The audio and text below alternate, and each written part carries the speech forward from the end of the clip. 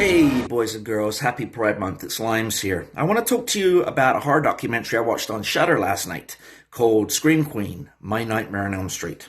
Stars a gentleman by the name of Mark Patton. You may remember Mark from the 80s, you may not. If you don't remember him, sadly, I'm not surprised. Mark was the star of Nightmare on Elm Street Part 2, Freddy's Revenge, the ill-fated sequel to A Nightmare on Elm Street. Yes, Elm Street went on to become a huge franchise, but the second movie was not well received. Mark was about to catapult to stardom when abruptly his career crashed and burned through no fault of his own.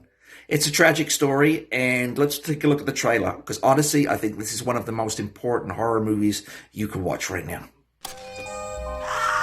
In the midst of the 1980s, no one was scarier than Freddy Krueger. I love Nightmare on Elm Street. Yeah, I was obsessed. Loving Freddy Krueger, loving A Nightmare on Elm Street. But part 2 came along and it was just a strange movie.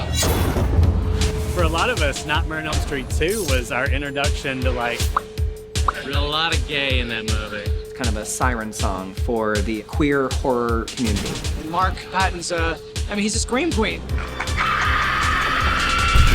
I wake up in the middle of the first movie that I'm the lead actor in and realize that there's a gay subtext in it. It wasn't subtext, it was right there. This movie is the gayest thing, and we did Xanadu last month. Some of the circumstances around the making of this film created a lot of hurt for him. And people ask you about it, you say, no, Mark was just so gay that he ruined the movie.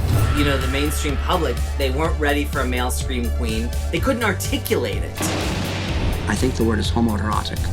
That it wasn't owned as a queer film made a light shine on him that was completely inappropriate. The film that was poised to launch his career ended up destroying it. Mark Patton pretty much disappeared. He was the Greta Garbo of horror. I was not an out gay actor in Hollywood in 1985. I was a gay person, and I was living in terror. In the 1980s, to be queer was to be this sort of diseased pariah.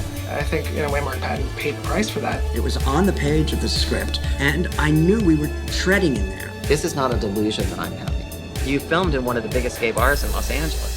Oh, was that a gay bar? Yeah. Oh my God, yes. Yeah, you can play with it all you want. I wanted to be a movie star. This movie destroyed it. That's what made him go a little crazy. The movie was 30 years ago, and you're still pissed off at Dave Jaskin. You've been lying for 30 years about this. Yeah, I never wrote, he screams like a woman. If you don't think that this is all interconnected, then you need to do your math again. So Freddy's Revenge basically tanks, not in a financial sense, but it is a flop in the fact that, it's basically laughed at, right? People are saying, oh, this is a gay film, people are laughing at it, and poor Mark Patton, 25-year-old guy, who is a Broadway actor, starred with Cher, was just on the launching pad of, his big shot to stardom, and boom, it's done. It's over. He's told he can't be a leading man anymore. He's not leading man material. And this young gay actor is basically outed in his first Hollywood mainstream film at a time when there's a new wave of homophobia, because Hollywood is recoiling in absolute panic from the AIDS crisis. He leaves. He goes off to Mexico. Disappears. They needed a private detective to find this guy. That's how deeply he buried himself, right? A lot of pain, a lot of anguish.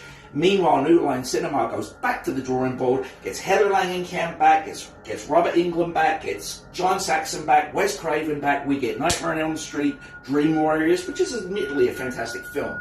And Freddy franchise goes to the stars. And everybody forgets about Freddy's Revenge and Mark Patton. You need to see this film. This is a very important film. Scream Queen, My Nightmare on Elm Street. Mark Patton's story needs to be told. Everybody in the horror community needs to see this. Okay? This is kind of like, this movie is almost like Searching for Sugar Man, if you saw that, but for the horror crowd. It's fantastic. It's Pride Month. This is the month you need to see it. Peace and love. Love you, Mark Patton. Glad you're doing well. This is Limes Out.